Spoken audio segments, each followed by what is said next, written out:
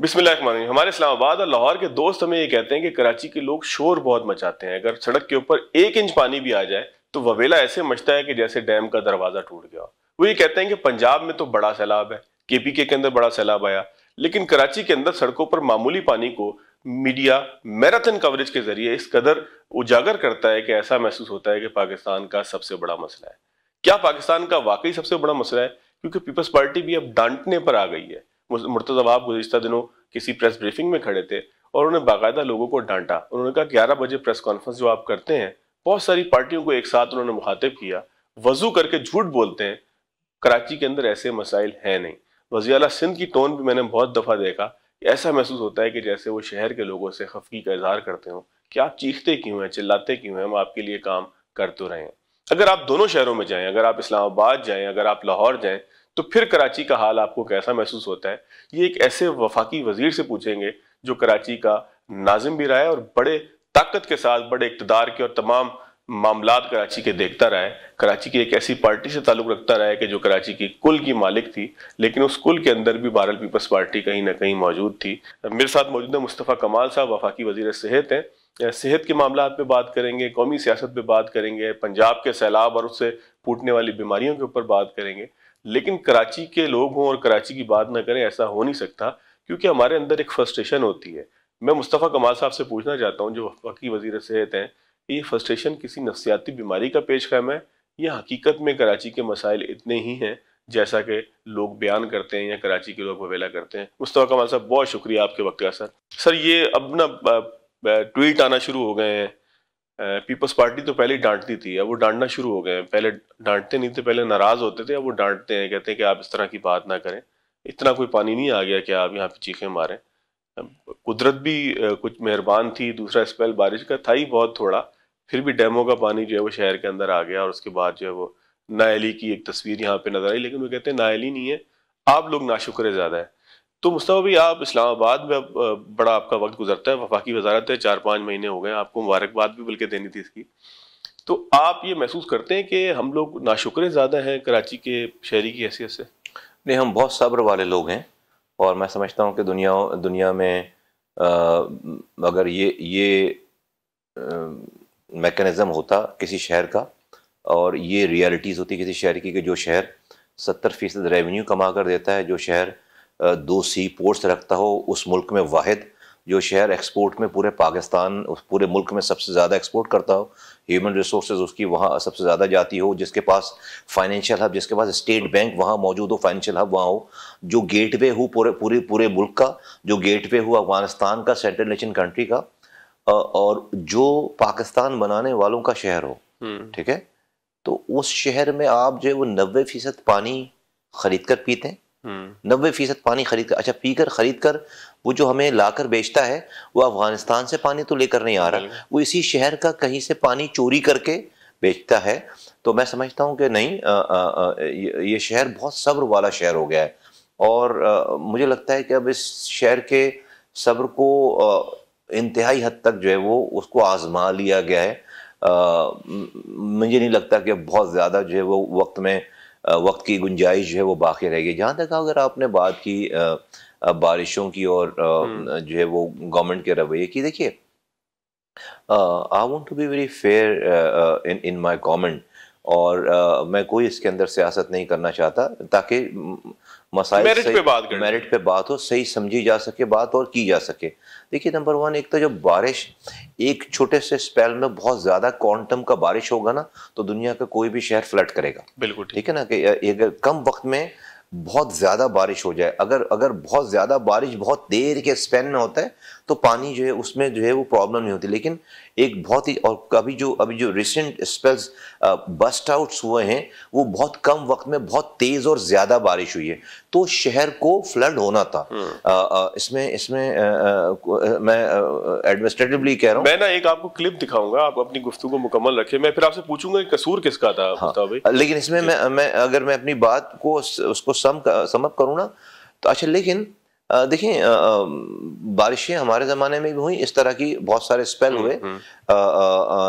और उसमें जो वो कुछ टाइम वक्तों पर ऐसा भी हुआ कि वहाँ पर मेरे ज़माने में जब 2006 में, मैं 2005 में आया, पहली दफ़ा जब बारिश हुई, मेरी पहला स्पेल आया, 40 सालों का रिकॉर्ड टूटा था। और मैं याद कर रहा हूँ लोगों को कि बाथ आइलैंड पूरा डूब गया था, लोगों ने माइग्रेशन की थी।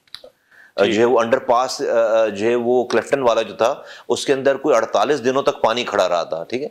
और मुझे अच्छी तरह याद है, मैं जब जाता था उस जगह पे, तो मैं मेरे पास 4 व्हील ड्राइव थी, जीप थी, मैं उस जीप मेरी जा नहीं सकती थी, मैं ट्रक पे जाता था। ट्रक जाते थे वहां पे, मैं ट्रक पे बैठ के जाता था, उसको उस जगह के ऊपर, उस जगह के ट्रक खड़े रहते थे, उस पे बैठ के जाता था। लेकिन फर्क मैं बता तो पानी खड़ा होना वहां, फर्क मैं बता दूं, लेकिन I made it a point कि जब ये बारिश खत्म हो जाए ना, मैंने यहां से जाना नहीं है वापस। We have to find a way out, a solution forever, forever. और जब बारिशें 48 दिन लगे मुझे उसका पानी निकालने, 48 दिन। अच्छा मुस्तफा कमाल साहब, आप ये 2004-5 की बात, मैं 6 की बात कर रहा हूँ, 6 की बात, 2005 में मैंने निजामत संभाली थी, और 2006 में मैं जो ये बारिश हुई इनिशियल 2006 लेकिन मुस्तफा कमाल साहब, इधर भी एक सवाल है, क्या उस वक्त जिस तरीके से क्लाइमेट चेंज एक चैलेंज था, क्या उस वक्त लोगों को इसका एहसास था कि अब बारिशें इसी तरीके से होनी है? गुफ्तगू शुरू हो गई थी, लेकिन लोगों ने उसके एविडेंसेस नहीं देखे थे। अब तो जो है वो हर साल, अब तो मुझे पता है ना कि अगले साल, अब तो पिछले 10 साल एग्जैक्टली जो बात आपने सोल्यूशन की सर, अब तो वो करनी चाहिए। नहीं, उसमें एक और भी बात है। एक नंबर 1, हमारे दिमाग में हमेशा से ये बात रहती थी, और मैं यहाँ के एडमिनिस्ट्रेटर्स को, लोगों को खैर एडमिनिस्ट्रेटर्स तो मेरी क्या सुनेंगे, लेकिन मैं लोगों के सामने अपना तजुर्बा लोगों की भलाई में रखना चाहता हूँ कि हम फिर जिस जगह पे प्रॉब्लम आती थी, कि बहुत बड़ा शहर है, जिस जगह पे प्रॉब्लम आती थी, जब वो बारिशें खत्म हो जाती थी, हम वहां से निकलते नहीं थे, फिर हम उसका सोल्यूशन ढूंढते थे। आज जो है वो बाथ आइलैंड उस दिन के 2006 के बाद से कितनी बारिशें हुई, बाथ आइलैंड में पानी खड़ा नहीं हुआ। क्यों? अच्छा, क्योंकि हमने गली हमने जो है वो स्ट्रॉन्ग वाटर ड्रेन बिछाया, उसका आउटलुक ढूंढा, कहां किस जगह पे किस नाले को ब्लॉक कर दिया गया था, उसको खोला। और उसके बाद फिर जो अब बाथ आइलैंड वाले और क्लिफ्टन वाले उस बारिश जब होती है तो उसको एंजॉय करते हैं, उनके सामने से। दूसरी बात है कि सॉरी 3 सेकंड और, हम जो है वो 4 महीने पहले, बारिशों का सीजन पता होता है सारी एडमिनिस्ट्रेशन को, बिल्कुल, हम उससे 4 महीने पहले से डीसिल्टिंग करते थे, नालों की, कैचपिट्स की सफाई करते थे। आप देखें, मेरे पास बड़ी बड़ी ग्रैब क्रेनें थी जो कि नीचे से मिट्टी निकालती थी, और हमारे पास वो जो उस वक्त हमने जो ट्रक्स ले रखे थे, उसमें हजार लीटर पानी, यानी कि वो जो जब आप गीली पहले होता था ना कि आप वो पहले ग्रैब मिट्टी निकालकर, कचरा निकालकर 2 दिन के लिए बाहर रख दें, और फिर तीसरे चौथे दिन। अच्छा, क्यों रखते थे बाहर? क्योंकि वो जब आप गीली चीज लेकर जाते थे तो वो पानी रास्ते पर, तो उसको पहले आप ड्राई करते थे बाहर। अच्छा, ड्राई करने के चक्कर में आधा कचरा वापस वहीं चला जाता था। हमने वो ट्रक ऐसे लिए थे कि जिसपे जो है उसके अंदर सिस्टम ऐसा था कि उसका पानी आप डायरेक्ट नाले से निकालें और उन ट्रकों में डालें, और उसमें हजार लीटर की 2 टैंकियां नीचे लगी हुई थी, तो सारा पानी उन टैंकियों में जाता था। कहां गए ट्रक? वो उसकी मेंटेनेंस नहीं हुई, पता नहीं क्या किया मेरे जाने के बाद। सब जो है वो क्या, वो फ्लीट थे मेरे पास अल्हम्दुलिल्लाह, हमने, और तो हम वाटर बोर्ड की प्रॉपर्टी? नहीं, वो सॉलिड वेस्ट मैनेजमेंट हमारा पूरा ईडीओ उसको देखता था। अब आपको पता है ना किसके पास है सॉलिड? नहीं, देखिए, मैं सिर्फ ये कहना चाहता हूँ, मेरे जमाने में तो प्रोविंशियल गवर्नमेंट हमारी नहीं थी। 17 सालों से पीपल्स पार्टी के पास सूबाई हुक्मरानी है।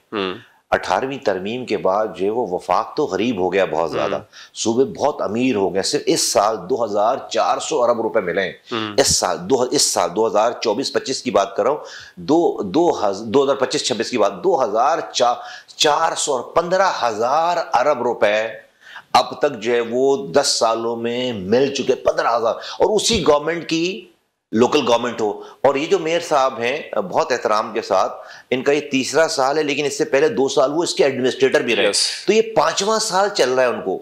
तो भाई मैं तो तीसरे साल तो हमने तो पूरे शहर को खोद कर दोबारा बना दिया था यार। मुस्तफा भाई, मतलब देखिए इसमें ना आपने जो बात की, मैं उससे बिल्कुल इत्तेफाक करता हूँ। शायद आम आदमी को समझ में ना आया कि ज्यादा बारिश होती है, ज्यादा पानी आता है, और ज्यादा पानी आता है, चोकिंग होती है, न्यूयॉर्क में भी होती है, हर जगह होती है, दुनिया के बड़े बड़े शहरों से लेकर। इसमें मैं इनको फेवर दे, इस वाली बात में मैं लोगों को मैं मिसगाइड नहीं करना चाहता। मैं फैक्ट्स बताना चाहता हूं। ये भी समझते हैं कि हाई टाइड जब होता है तो पानी नहीं जाता, उसका भी एक इम्पैक्ट होता है। नहीं, उसकी भी देखिए साइंस है पूरी। जब आप हाई टाइड की, अब आप देखिए, अब मैं अगर जुमला बोल दूं यहाँ पे, देखिए इसको समझने की जरूरत है।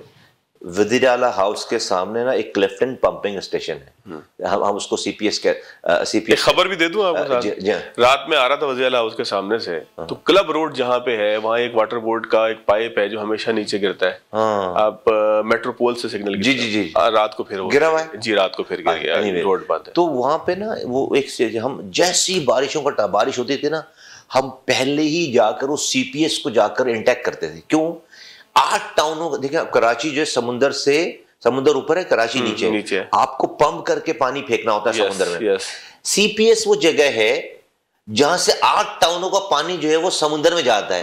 तो अगर फर्ज करेंगे नॉर्मल डेज में भी, बारिश नहीं हो रही अभी, नॉर्मल डेज में अगर वो क्लिफ्टन पंपिंग स्टेशन कहीं से अगर बंद हो गया तो बैकफ्लो होता था, 8 टाउनों में पानी ना उबलने लगेगा गलियों में, ठीक है वो इतना। और अगर बारिश हो रही है और फिर बंद हो गया, पहले साल हमारे साथ हमें तजुर्बा नहीं था, पहले साल हमने वहां पर जाकर जो है वो स्टैंड बाई जनरेटर रख दिए और जनरेटर जाकर ऐसे नीचे जमीन पे लग दिए, पता चला बारिश पानी वो जनरेटर भी डूब गया।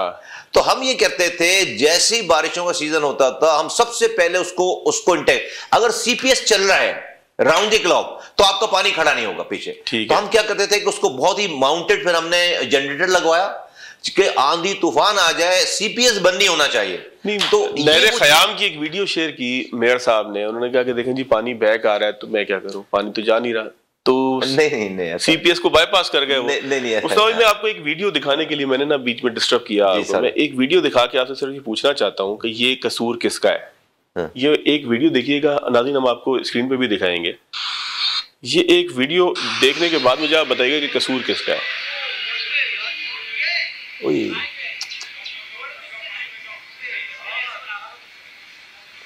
ये बच्चे समेत एक माँ गिर गई है नाज़रीन, ये एक्सक्लूसिव फुटेज थी, आपको हम स्क्रीन पे भी दिखाएंगे।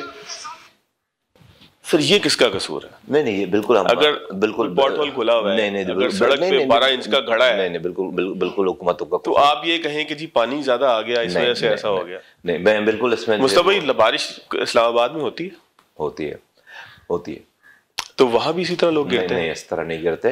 लाहौर में होती है बारिश? होती है बारिश, कुछ भी नहीं होता इस तरह का कुछ। मैं आपसे अर्ज कर रहा हूँ कि जब ये पानी खड़ा भी होता था ना और बारिश कभी क्वांटम से बड़ी हो जाती थी, तो हम जो है वो रोड पे पूरे अमले के साथ, टाउनों के साथ, यूसीज के साथ और फिर प्लस हजारों की तादाद में सिटी गवर्नमेंट के एम्प्लॉयज, मेयर समेत। अब ये कि मेरे ज़माने में होता तो यहाँ पर मेरा आदमी इन जगहों पे खड़ा होता, लोग खड़े होते, फिर हम उनको लोगों को रोकते, चीज़ें कर, ऐसे मैंने 2 रातें 3 रातें मैंने जो है ना रोड पर गुजारी हैं। आपका मीडिया, आपके लोग का जिम्मेदार कौन है? क्योंकि मुर्तज़ा बाप सब कहते हैं कि फलां सड़क मेरी जिम्मेदारी है, फलां जो है टाउन की जिम्मेदारी है। देखो नहीं मेरे ज़माने में भी जो है वो, देखो ये तो डिवाइड जो है वो पहले से जो है वो हमेशा था। वो अगर ये कंटोनमेंट बोर्ड तो हमेशा, कंटोनमेंट बोर्ड तो वो आप कारसाज अगर आप से स्टेडियम जा रहे हैं तो जाने वाली सड़क सिटी गवर्नमेंट की है, वापस आने वाली जो है वो सड़क जो है वो बात इतनी दफा हम कर चुके हैं कि ये ठीक है, जिना अस्पताल के सामने वाली सड़क जो है वो कंटोनमेंट बोर्ड की है, सदर में जो है वो कंटोनमेंट नहीं भाई, लेकिन ठीक है, हमें पता है कि उनके पास जिना अस्पताल में हमेशा पानी जो है वो सीमे जमाली बेचारी, अल्लाह उनको जन्नत नसीब करे, वो उस वक्त जो है वो इसकी करता धरता होती थी, वो सबसे पहली कॉल मुझे करती थी। उनको पता था कि मेरा ये बिजली के बोर्डों में पानी जाता था, उनको पता, तो सबसे पहले मैं वहां पर जाके इंतजाम करता था, चीजें करता था। शहर किसका ये सवाल आता है ना? देखिए नहीं, ऐसा नहीं होता कि अगर कराची में मैं यही देखने लगूं टाउन की ओर से तो फिर तो मसला ही नहीं है कोई नहीं। मैंने कभी ये नहीं देखा, मेरी एडमिनिस्ट्रेशन ने कभी ये नहीं देखा कि कौन सी सड़क किसकी है।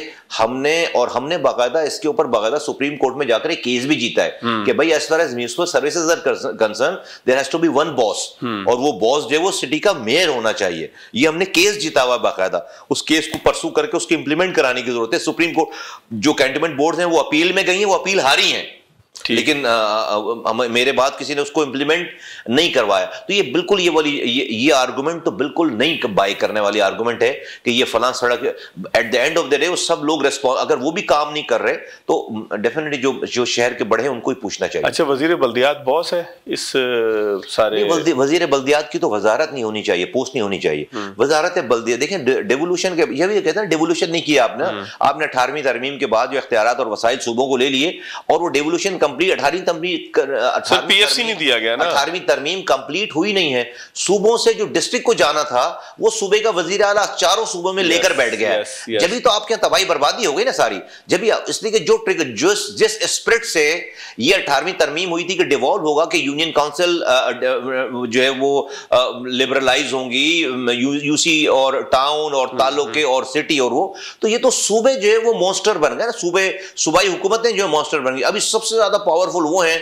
और वो आप देखिए ना, कराची के साथ बदकिस्मती जो है वो आप देखेंगे 1999 में ऑक्ट्रॉय जिला टैक्स जो है वो खत्म हुआ और सेस एक जो है वो पोर्ट पे एक अमाउंट चार्ज की जाती है सिटी के जो हैवी ट्रैफिक सिटी के इंफ्रास्ट्रक्चर को तबाह करता है उसकी मेंटेनेंस के लिए पैसा, और प्योरली वो 100% पैसा कराची का है।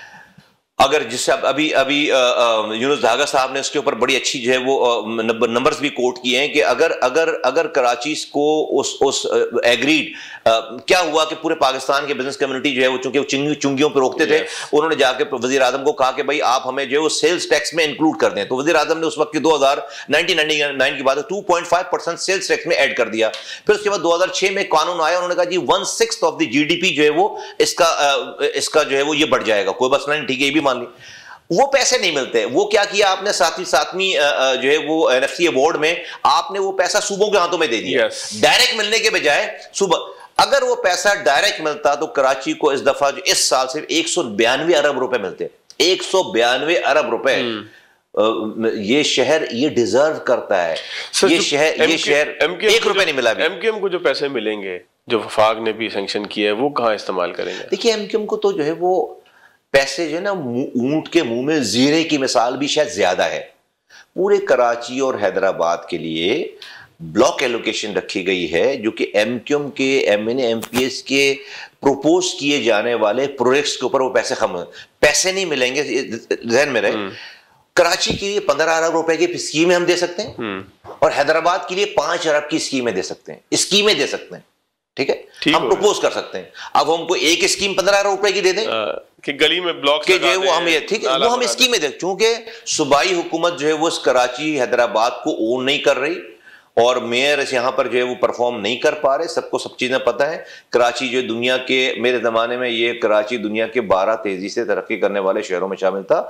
आज दुनिया के 4 worst living cities in the world में शामिल है। देखिए मैंने आपको जैसे पहले ही बताया कि देखें जब बड़े क्वांटम में बारिश हो जाए उस बारिश को संभालना मुश्किल काम है। सर हम इनकार ही नहीं कर रहे, लेकिन जो है वो एडमिनिस्ट्रेशन नजर आनी चाहिए। एडमिनिस्ट्रेशन उस बारिश के दौरान आप कुछ नहीं कर सकते। आपको बारिश की तैयारी बारिश से पहले करनी है। नालों की सफाई होती है 4 महीने पहले, भाई डिसेंटिंग होती है। फिर जब बिल्कुल 1-2 दिन करीब आ जाते हैं तो फिर आप मैन्युअली, मैं लोगों को उतारता था, उसको मलेरिया कुली कहते हैं, वो जाके कैचपिट से वो हटाकर वो हाथ से थैलियां निकालते हैं। उसके एक प्लास्टिक की थैली पूरे इलाके को फवाद साहब जो फ्लड करने के लिए काफी है। आप वजीर सेहत भी हैं सर, आप लाहौर जाते हैं ना, आपने वहां पे ये शॉपर देखा है कभी? नहीं देखा। यहाँ क्यों है शॉपर? देखिए तो एक दिन के रूल्स, एक दिन के ऑर्डर की बात है ना। एक दिन में हमारे जमाने में ऑर्डर है यहाँ पे भी नहीं, अब ये ऑर्डर तो इम्प्लीमेंट नहीं है। ये शॉपिंग बैग्स बंद होने चाहिए।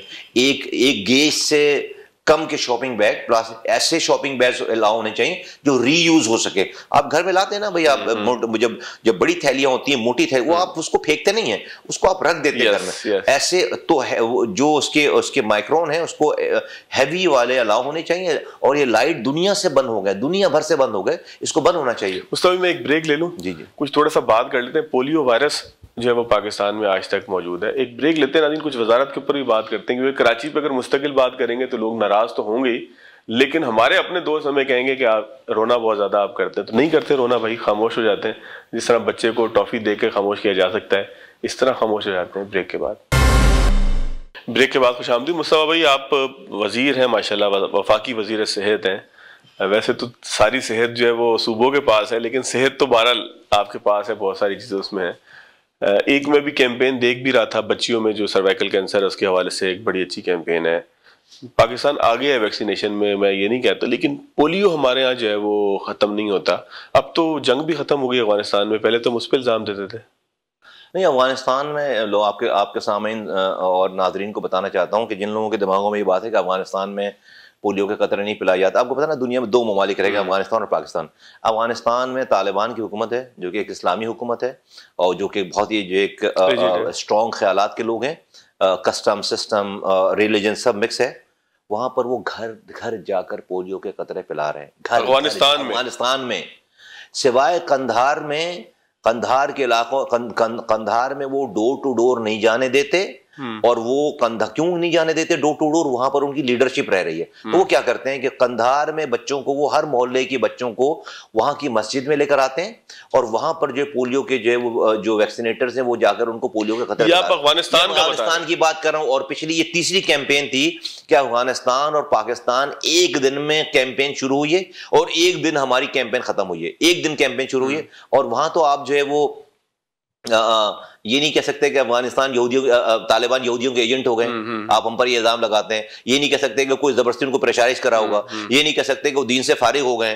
वो अभी तो जो है वो आप इसको ये वाला इल्जाम नहीं, हम पर तो ये सारे इल्जाम आप जो है वो लगा सकते हैं। बताना मैं ये चाहता हूं आपको कि नहीं, ये दुनिया जो है वो जो आज पोलियो फ्री हुई है, Africa, America, China, middle east, वो यही कतरे पिलाकर, पोलियो के कतरे पिलाकर भाई वो अपने आप को उन्होंने अलग किया है। आप यहां से उम्रा करने जाते हैं सऊदी अरब, आपको लाइन में खड़े करा के बच्चे बूढ़ों सबको कतरे पोलियो के कतरे पिलाते हैं। ठीक है, ये हमारे दिमागों की कुछ खराबियां हैं जो हमने। अच्छा, फिर जब कुछ जगहों पे देखा भाई आप गवर्नमेंट हमें पीने का पानी दे नहीं रही है, गवर्नमेंट हमें दवा दे नहीं रही है, गवर्नमेंट हमें नौकरी दे नहीं रही है, ऐसी क्या आफत आ गई कि आप हमें हमारे बच्चों को पोलियो के कतरे पिलाने हैं। अच्छी बात है, गवर्नमेंट नहीं दे रही है, गुस्सा है आपको।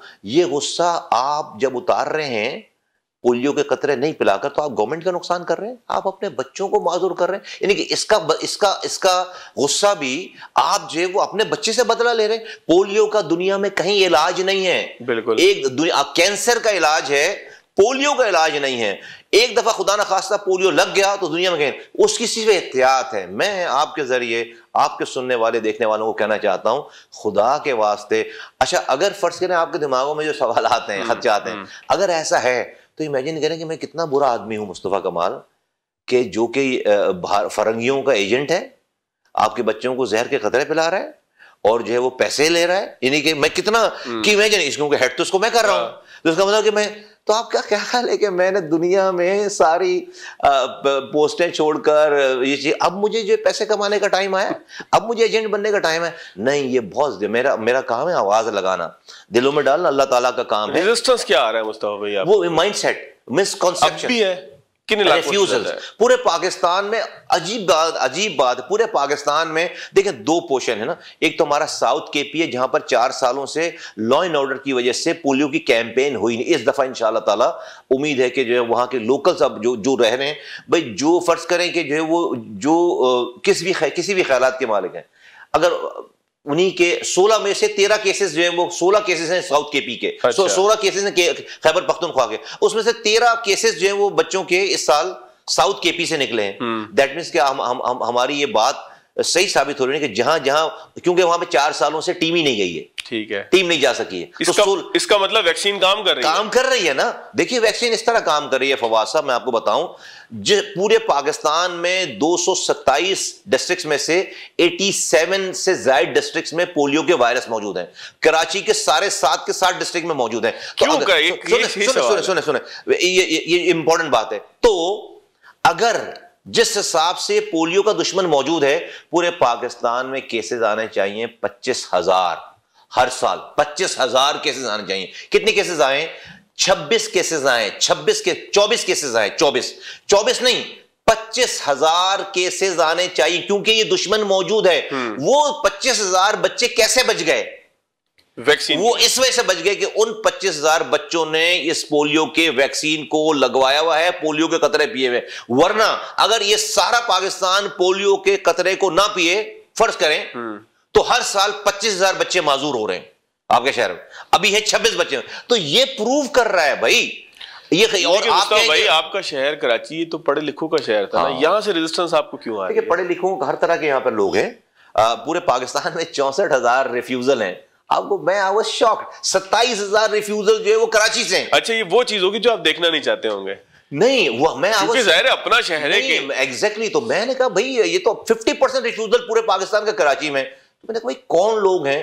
पता चला कि भाई हमारे कुछ मखसूस इलाके जहां पर, तो इस दफा मैं 3 दिन इस्लामाबाद छोड़कर 3 दिन मैं उन इलाकों में फिरा हूं, उन लोगों के पास गया हूं, उन उलमा हजरात के पास, उन लोगों के पास, उन बरादरियों के पास, कि भाई मुझे बताओ तो सही ना, मैं आओ बहस कर लेते हैं, आओ मुझे बता, मैं ऐलान करता हूं कि मैं पूरे आई मीन तुम मुझे कन्विंस कर लो, मैं इस पोलियो वायरस से ऐलान करता हूं कि मैं जो है उससे कोई लॉजिकल बात नहीं है। कोई टारगेट सेट हुआ है कि हम कब तक पोलियो 2026 दिसंबर हो जाएगा? अगर एग्रेसिवली चलते रहे, अगर नहीं हुआ ना, खुदा न खास्ता, देखिए हम मैं जो है वो गन पॉइंट पे पोलियो के खतरे नहीं पिलवाऊंगा, ये मैंने मना कर दिया कि हमारे पास ये इख्तियार है बाय लॉ कि कोई घर रिफ्यूज करे तो जाकर उसको जो है वो पुलिस जाएगी, जाए, उनको लेकर जाए। मैं ये काम नहीं करना चाहता, मैंने मना कर दिया अपने लोगों को। पुलिस सिक्योरिटी के लिए रहेगी, लेकिन इस काम के लिए क्यों कि यार उससे उनकी मिसकॉन्सेप्शन जो है ना, जब आप उसको जबरदस्ती पिला रहे पी रहे, तो उसके नेगेटिव ख्यालात हैं वो और स्ट्रांग हो रहे हैं। मैं उन वालिदैन को और क्यों अल्लाह के हवाले करता हूं कि वो रब के आगे अगर उनके बच्चों को ये इस दिमाग की खराबी की वजह से उनको ये मरद लाहक हो गया, अपाहज हो गए, माजूर हो गए, तो वो इस दुनिया में भी गुनाहगार हैं और खुदा की कसम रब के आगे उनको खड़े होकर इसका जवाब देना पड़ेगा। अपने बच्चों के माजूर होने का जवाब उनको देना पड़ेगा कि रब के आगे खड़े होकर कि तुम्हारे दिमाग में कितनी जहालत बसी हुई थी कि तुमने ये वाला काम किया। तो मैं उनको जबरदस्ती नहीं करना चाहता, मैंने मना कर दिया कि कोई भी थाने में जाकर इनको कोई भी रिफ्यूजल है उससे बात करो, उसके साथ बैठ जाओ, उसकी बात सुनो, उसका गुस्सा निकालो, कुछ भी है, लेकिन उसको बोलो भाई काउंसलिंग की तरफ, इसलिए कि देखिए हमारे पास कुछ ऐसा ग्रे एरिया नहीं है जिसको मैं छुपाऊंगा और जब्ती करूंगा। मेरे पास तो नहीं है कोई ग्रे एरिया, खुदा ना खास्ता। तो ये तो कौन, अल्लाह ने जानवरों को भी ये हिस्स दी है कि वो अपने बच्चों को खराश नहीं आने देते। जानवर, इंसान जानते बूझते हुए, सब कुछ जानते कि दुश्मन मौजूद है, वायरस मौजूद है, और वो अपने बच्चे को जिंदगी भर के लिए माजूर बनाने के लिए तैयार है। मैं नहीं मानता। तो फिर आप जवान हो गए, वैसे इनोवेटिव आपकी एक थिंकिंग रही है कराची के हवाले से, बाकी चीजों के हवाले से, तो वजारत सेहत में क्या गैप आपने अपने डोमेन में फील किया कि जिसको आप फिल करने जाएं? देखिए पाकिस्तान का जो हेल्थ केयर निज़ाम हम कहते हैं ना कि हेल्थ केयर सिस्टम, ये हेल्थ केयर नहीं है। मैंने एक आपकी तकरीर सुनी है, मैं असल में उसको थोड़ा सा इसमें इंटीग्रेट कर दूं। आपने कहा कि जी हम गली गली में हॉस्पिटल बना देंगे, हाँ, और ये मैं बहुत सारे महीनों दिन और रात की रियाजत के बाद, जैसे कहते हैं ना कि समझने के बाद I am not a doctor but I am a common man, I learn, I am a student and I learn and I have the ability to have the brainstorming sessions and then I come up with something which I feel is right. And जो अब तक मैंने समझा है, सीखा है, समझा है, मैं बड़े बड़े एक्सपर्ट्स और उनके साथ मैं कन्फ्रंट कर चुका हूँ, बात कर चुका हूँ, and everybody has endorsed my views and those views क्या है, हम ट्रैक पे ही नहीं है। हेल्थ की जब आप बात करते हैं हम ट्रैक पे ही नहीं है। अब जब आप ट्रैक पे नहीं होते ना, तो अब आपको जाना लाहौर है, रुख आपका जो है वो पेशावर की तरफ है, तो आप जो है वो या कोयटा की तरफ है, तो आप कहीं और तो पहुंच जाएंगे, आप लाहौर नहीं पहुंचेंगे। ठीक है, आप कितनी देर तेज भाग रहे हो, आप कितने अच्छी सवारी पे जा रहे हो, तो आपको अपने सिंध ठीक करनी। वो क्या है, सिंध में क्या मसला है, हम कहते हैं it's health care system of Pakistan. No sir, health care is not an health care system. Health care तो नाम है इंसान को मरीज बनने से बचाने का नाम, हेल्थ केयर, ठीक है, विच इज प्रिवेंशन। हम तो सिक केयर सिस्टम ऑफ पाकिस्तान है। हम हम क्या कर रहे हैं, हॉस्पिटल बना रहे हैं, डॉक्टर ला रहे हैं, दवा ला रहे हैं, और फिर बैठकर मरीज के आने का इंतजार कर रहे हैं। और मरीज इतना है, उबल उबल कर आ रहा है मरीज। भाई मरीज तो इतना है कि आप अस्पताल में जाएं तो ऐसा लगता है अभी जलसा खत्म हुआ है, किसी बड़ी पार्टी का जलसा खत्म हुआ है, एक रेला आ रहा है, एक रेला 2-3 घंटे डॉक्टर से मिलने में क्यों है? आप कहते हैं कि 68% डिजीज वाटर बोर्न डिजीज है। पानी, साफ पानी पी लें तो 68% लोड मरीजों का पूरे मुल्क से कम हो जाए। अब पानी का असर क्या है, आपके यहाँ सीवेज के पानी को ट्रीट करने का कोई अल्लाह ने आपके दिमाग में चिपी नहीं लगाई, लेकिन आप इसको, आपके दिमाग में ये ख्याल भी नहीं है। एज अ कौम मैं बात कर रहा हूं, एज अ कौम, एज अ रियासत में बात कर रहा हूं कि हमारे यहाँ सीवेज को ट्रीट करने का निजाम ही नहीं डाला, ये वाला सॉफ्टवेयर ही नहीं है हमारे दिमागों में। तो क्या होता है, गिलगित बल्तिस्तान में जो सबसे टॉप पे पहला घर है ना, जब वो अपने वॉशरूम में फ्लश का बटन दबा रहा है तो उसका सिवेज निकलकर किसी दूसरे मोहल्ले के पानी में जा रहा है, किसी नाले में, किसी नदी में, किसी दरिया में, किसी झील में। फिर वहां से निकलकर वो अगला मोहल्ला जो फ्लश कर रहा है वो किसी अगले मोहल्ले में, ऑल द वे वहां से लेकर यहां तक कराची तक आप एक दूसरे का सिवेज पी रहे हैं माजरत के साथ, माजरत के साथ है, ठीक है। इसलिए कोई निजाम ही नहीं सिवेज को, वो कहीं ना कहीं से जाकर। अच्छा, अब कोई तो अथॉरिटी होगी ना किसी इलाके में जो कि कोई हाउसिंग स्कीम की परमिशन देती होगी, देती है। वो क्या देखते हैं कि पानी की लाइन देगा नहीं देगा, मस्जिद बनाएगा नहीं बनाएगा, ग्रीन बेल्ट की जगह छोड़िए नहीं छोड़िए, सड़क बनाएगा, कम्युनिटी सेंटर बनाएगा। कोई ये नहीं देख रहा कि इस पेपर में यहां से जो सीवेज का पानी निकलेगा उसको ट्रीट करने का निजाम डालेगा नहीं डालेगा।